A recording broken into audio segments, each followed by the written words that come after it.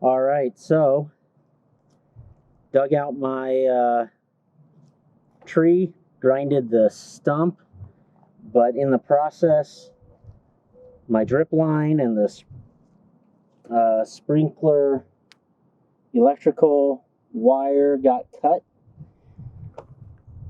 I need to put them back together.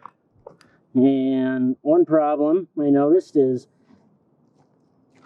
they don't reach. There's a big gap. Whatever these big roots had done, well, no longer works. So I'm going to have to add some line in between and connect these. My concern, as I'm new to this, was these are outdoor wires, and I probably don't want them to get wet or get moisture over time and dirt in them. All right, so I already stripped this wire. I'll have to do the same to this, get the ends ready for connection. One thing I found out, there's many different types of sprinkler cable. This particular one only has 3 wires inside. It's 18 gauge. It just says that all on the outside.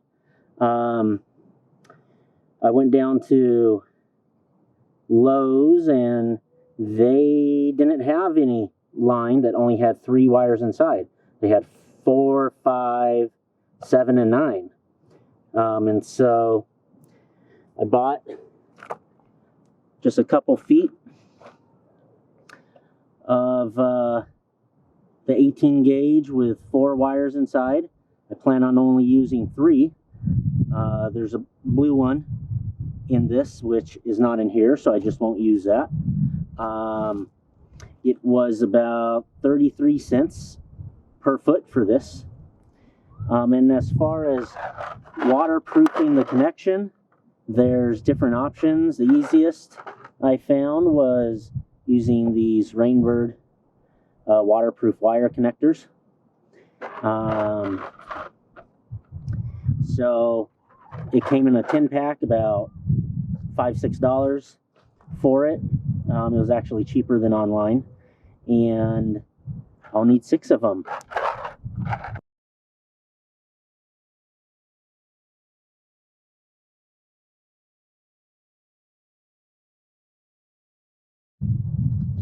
Okay, so I prepared the ends of the wire and my little branch in between. I have the extra blue one cut down. I won't use that. The instructions for these waterproof connectors say to have the individual wires with a 1/2 inch exposed. So that's what I did on these. And so all we do, we'll just match up color to color.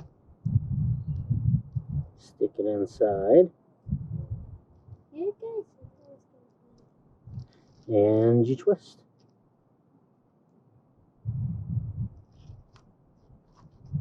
And that's it. And we'll do that again for all 6 of these wires. Okay, so I got them all capped, and I don't know that I have a good reason for it, but I'm going to take some electrical tape and just wrap it around all these just to better protect them.